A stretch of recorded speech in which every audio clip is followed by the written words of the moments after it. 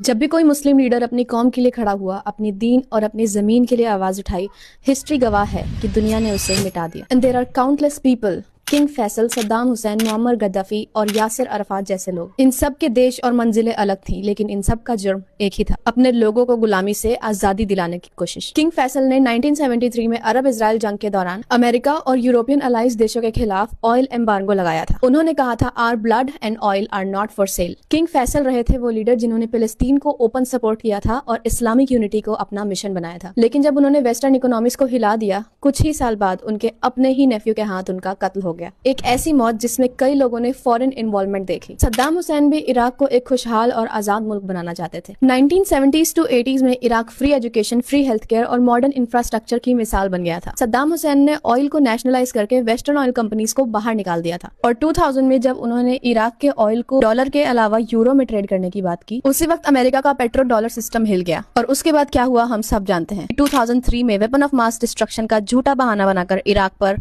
हमला किया गया। सद्दाम हुसैन को फांसी की सजा दी गई और एक पूरा मुल्क तबाह कर दिया गया। मुअम्मर गद्दाफी भी लिबिया को गरीबी से उठाकर अफ्रीका का सबसे अमीर देश बनाने निकले थे। Free housing, health care, education and zero external debt. उनका सबसे बड़ा सपना था एक गोल्ड बैक्ड अफ्रीकन दिनार बनाना, जिससे पूरा अफ्रीका यूरो और डॉलर की गुलामी से आजाद हो जाता। लेकिन एज यूजुअल ये बात भी वेस्टर्न पावर्स को पसंद नहीं आई और 2011 में नेटो ने डेमोक्रेसी के नाम पर उनके पूरे देश को बॉम्ब कर दिया। बॉम्बिंग के बाद मुअम्मर गद्दाफी का कत्ल कर दिया गया और लिबिया पर आज भी बर्बादी का निशान है। यासिर अरफात भी एक मिसाल रहे थे, फिलिस्तीन लिबरेशन ऑर्गेनाइजेशन के लीडर, जिनसे दुनिया को एक रेजिस्टेंस का सिंबल मिला। उन्होंने इजराइल के खिलाफ झुकने से इनकार किया और जब अनफेयर पीस डील साइन नहीं की, कुछ सालों बाद उनकी भी मौत हो गई किसी जहर से, जिसका सबूत आज तक छुपाया गया। And this is all nonsense. अगर आप पॉइंट्स को कनेक्ट नहीं कर पा रहे, there something really wrong with you. इन सभी लीडर्स का एक ही विजन था, which was a united world, जहां हम अपने रिसोर्सेज और अपनी डिग्निटी पर खुद कंट्रोल रखें, जहां हमारी आवाज किसी और के एजेंडा के नीचे ना दबाई जाए। लेकिन जो भी अपनी कौम के लिए खड़ा हुआ, उसे डिक्टेटर कह के असैसिनेट कर दिया गया। All of this that I have explained is not enough for personalities like them.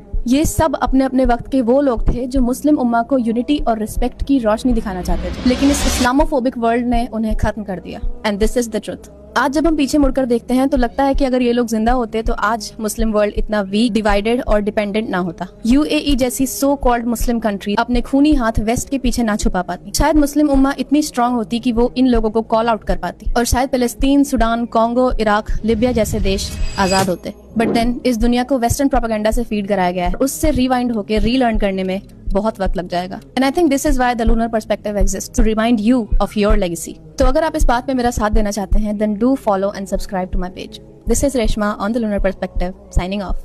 अस्सलाम वालेकुम।